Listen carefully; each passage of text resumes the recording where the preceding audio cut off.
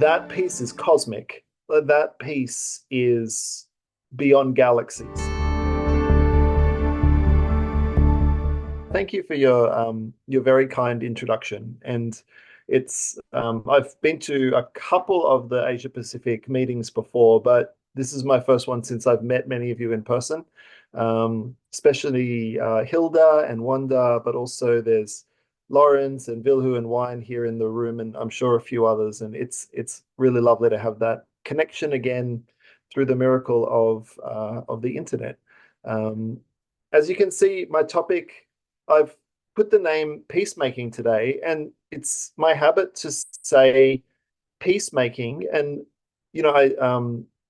we're all in awe of the tradition of nonviolence and its association with Mahatma Gandhi, with Rosa Parks, with the civil rights movement, with Nelson Mandela and the movement against apartheid. For me, the term peacemaking is more active, but it also connects to my call to discipleship because Jesus said, "Blessed are the peacemakers." So for those two reasons, I tend to use that term. But I think that it's a part of the tradition of nonviolence that we know of as well. And such a powerful part of the history of the SCM. When I've been, Hilda said before that I've been learning the ropes of SCM because I'm a newcomer to this movement lately. But when I've researched all over the world, peacemaking and nonviolence are some of the major themes that come through from every SCM. So I think it's part of our DNA. And I've got a few resources that I wanted to share on the second slide. Actually, you can see a recent publication of the ASCM here in Australia, how to build peace. And you can see there's a link beneath. You can't really click that because it's on your screens, but ascm.org.au, and you can go straight to a copy of that ebook that we've produced. And then on the next slide as well, I don't know if everyone's familiar with these, but I've been reading it's just a little screenshot, but there are just hundreds of these on movement.org.uk, which is SCM in Britain. They've created all kinds of workshops, as you can see, about liberation theology and good news and refuge and prophecy and education, and peace is right there on the bottom left-hand corner, and they have some amazing resources there in that one.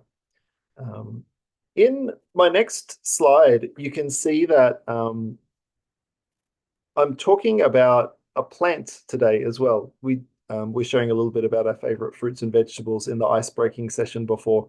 But I chose as a symbol for this talk to use the picture of the silver fern, which is from New Zealand. It's not an Australian. We do see them often here in Australia, but this is our neighbor country, New Zealand. It's their national symbol. And, some people, it's not on their flag, but some people recognize a picture of the silver frond as the New Zealand flag. But what's really interesting to me about this fern in particular is it's a fractal, and it's really quite an amazing fractal. And what a fractal means is a pattern that is contained within itself, so that when you look closer in the pattern, you see the pattern repeated. And so if you think about a fern like this one, the shape of the whole tree is covered in branches. But when you look at any of those individual branches, they will have a great big stem coming off that looks the same.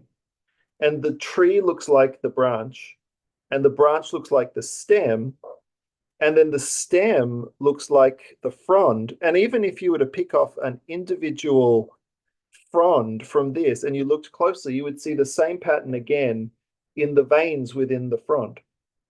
And I've been so fascinated with the idea of fractals throughout my life, especially because I think that peacemaking is a lot like a fractal.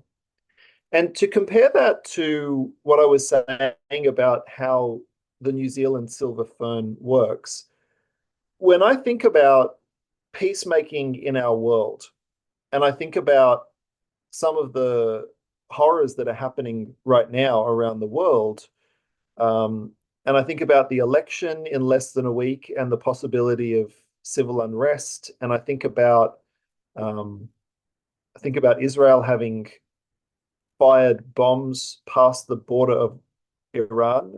I mean, those things, they just horrify me. And I feel helpless when I think about that.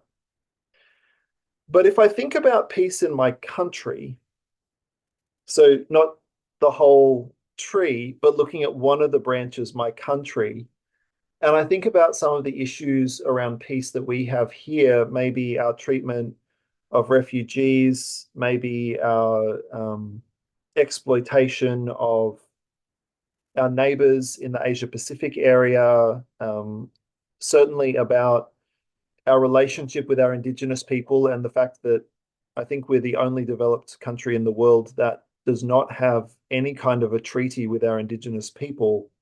Those issues are really challenging to me, but I can think about something that I can do to help in each of those issues. And then if I zoom in a little bit further, maybe to one of the stems coming off the branch, and I think about something like my workplace and the way that people are treated in my workplace with justice or with dignity or with equal pay or with freedom from sexual harassment, there are definitely things that I can do. And then I think about maybe the individual front, which might be my home, and ways that I can treat people within my home with more justice and with more dignity and create peace within my home. I can do something about that right now.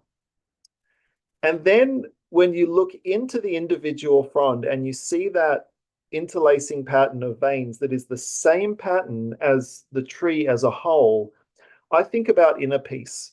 And I think about the peace that's within me and about the fact that if I fill myself with peace and I walk out into the world, my interactions with other people are peaceful.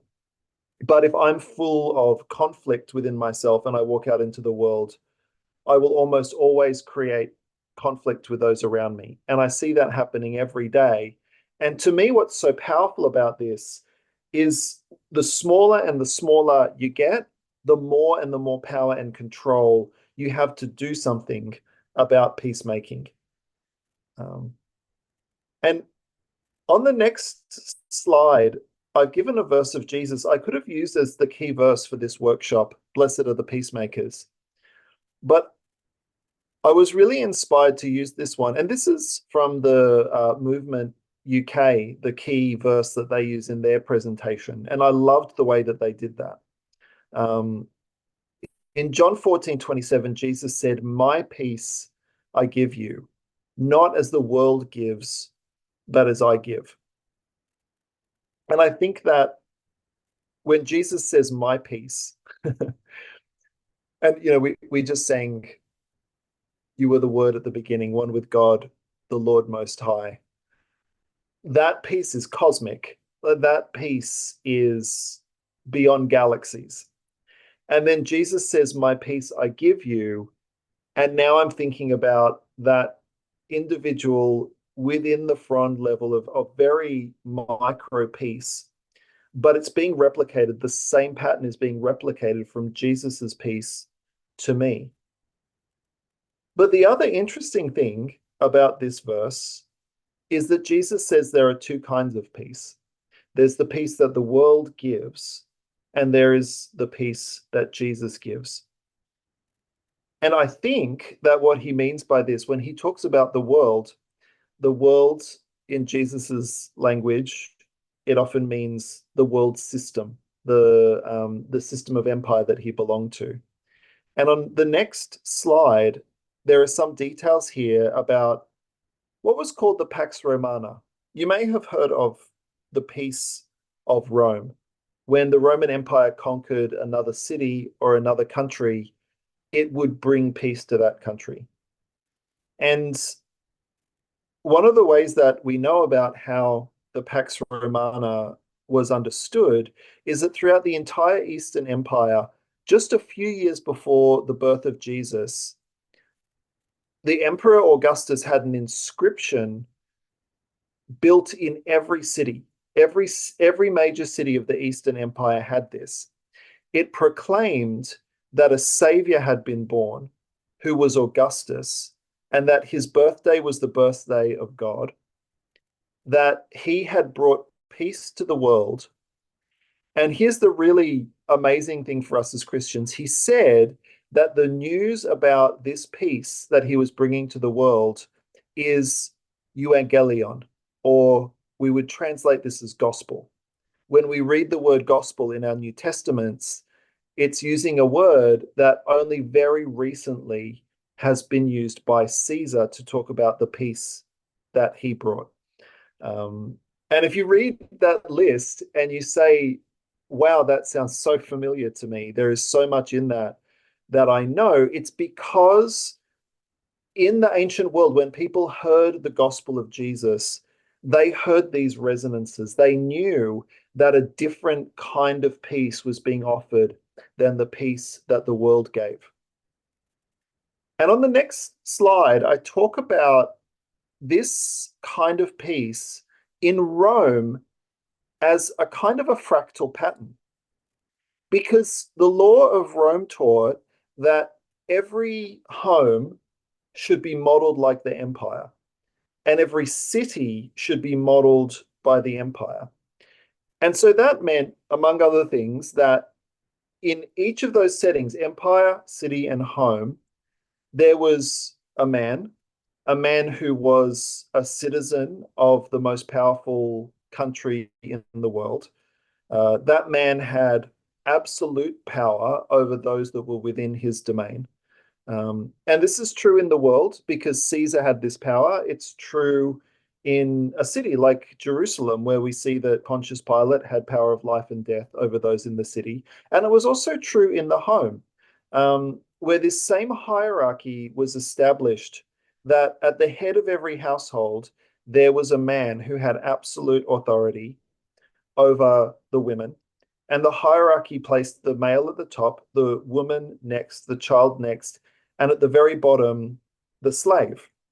And the slave was the one who did most of the work in making the empire work. But that also is part of this same fractal pattern. Moving to the next slide, there are many ways that the peace Jesus gives is like the peace that Rome gives. The Savior is born. It's declared that God has been born, that God has come to earth, that the birth of God is going to bring peace to the world, and that the news about this peace is a gospel or evangelion. On the next slide, I share some ways that they're really different, because at the top of the Pax Romana is the most powerful aristocratic Roman male leader. But the leader of the peace that Jesus gives was a crucified leader. He belonged to the bottom of the peasant class.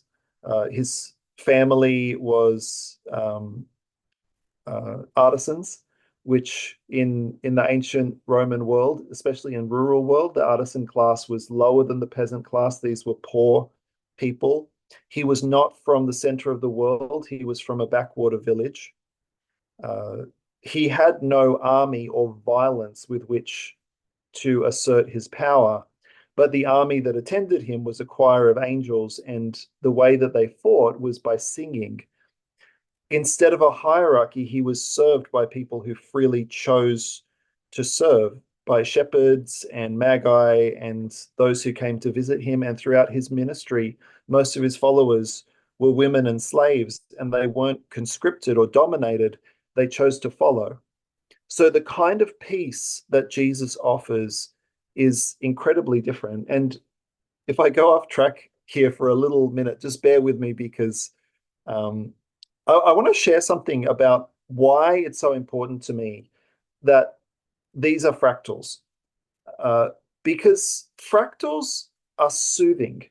And this is sometimes I listen to, podcasts about neuroscience or about psychology, and fractals soothe us. If people see fractals, if there are fractals in the room with us, it tends to make us calm. Um, and actually, when I went into, oh, not this slide yet, thanks. If you could stay on the previous one. When I went to get my first COVID vaccine, the whole, I don't know if you remember that time, the whole hospital had been turned into this makeshift vaccine center. And there were just long corridors with no chairs and nothing except queues of people. And, we just felt like we were kind of cattle being pushed through. And it was an emergency situation. And I was at Prince of Wales Hospital here in Sydney, and they'd done an amazing job of making this happen, but they had thrown it together. And then after we got our vaccines done, we all had to wait for 15 minutes because they want to see if you've had a reaction to the vaccine. And when I sat in the room, all they had for us to sit on were all these individual desks.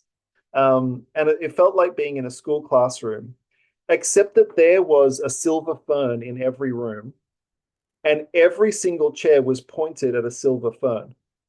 And I was talking to some friends of mine who are nurses who know that they do this on purpose because hospital staff know that when there is a plant in a room, you have less complaints, you have less aggression, you have less conflicts between patients and staff. And having a fractal nearby, there is something about the way our brains work that it makes us calm and more compliant. And so this is part of why an empire like Rome made every household into a little empire and made every city into a little empire. When people saw that it worked that way, when they lived in this system every day of their lives, they were more compliant and it was easier for them to go along with it. When we live the peace of Christ in small ways, in our inner being, in our homes, in meetings that we have with other people like this that we're in now, when we live this, it gives more power to the peace of Christ throughout the world. And when we live in a way that models the violence of empire, and I don't think it's only the Roman Empire that has a kind of a fractal system to it, because the structure of our world at the moment, instead of a more military empire, we have a more economic empire where economic exploitation is how countries relate to each other. And I learned so much about this visiting a subsistence farm recently in Philippines and seeing the fact that these people wanted to grow food for themselves to eat, but instead it was many people were pressured to create cash crops to be exported.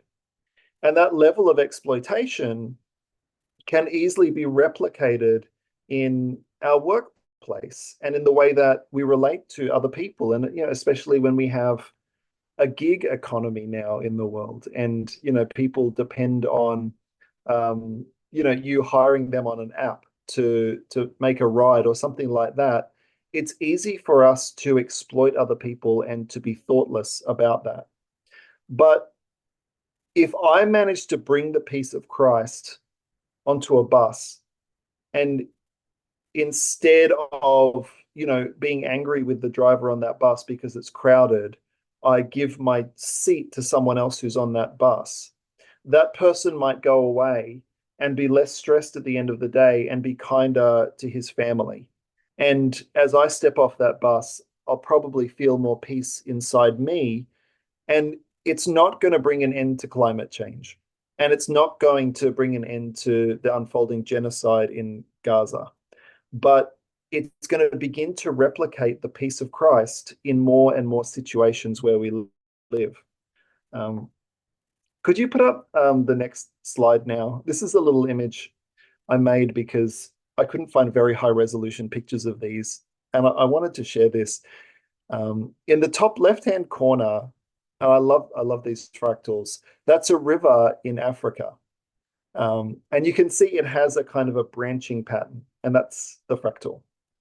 And right beneath it, there's a tree. And on the right-hand side, there's lightning, and the same branching pattern is in each of those. And then there's a diagram of how the air flows through our lungs. And I just think it's incredible. To me, it gives me a sense of awe and beauty when I breathe in and I know that the air that passes through my lungs is replicating the same pattern that water takes when it runs across the continent of Africa, and that electricity takes when it runs through the atmosphere. It's that same pattern in the world that is replicating in me. And when Jesus says, "My peace will be in you," his peace is cosmic and our peace is on a very small level, but it's replicating that same pattern. And there's one other, this is the last slide that I want to put up. Um, I don't know if people are able to chat or if they're muted, but does anyone know what these patterns are that I'm putting up on the screen now?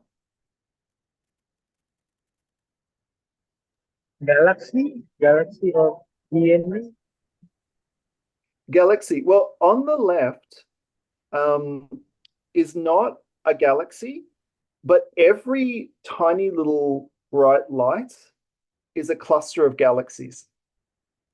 And if you were to zoom in, this isn't a real photograph, nobody got this far away, but this is a computer diagram. If you were to zoom in on those bright spots, you would see smaller webs happening. Does anyone know what the picture on the right-hand side is? Cell in our body. Yeah, they're actually the cells of our brain. Those are brain cells. Um, and the web pattern that's branching out is actually how one cell communicates to another. It's where the electricity runs through our brain. I just find that so incredible to think that on the left-hand side is something so unfathomably cosmic that I can't imagine the distances that are involved. And on the right-hand side, that same pattern exists inside my brain, and the thoughts that I'm having look exactly the same because there's the same pattern based on it. There are trillions of cells like that in my brain, and there are trillions of galaxies like that in the cosmos. And this kind of harmony of our inner life being the same as the universe itself is what Jesus is talking about when he says the words, "My peace be with you." And we may, I know I've talked a lot, we may like to have some more discussion in our final slide. These are two questions that come the um, from the webinar that movement.org has written that's on their website. And actually, I think there's another discussion point before this one, or yeah, this one. Reflect on how inner peace, world peace, and cosmic peace are related in your experience. When have you experienced your inner peace connecting with peace in the world?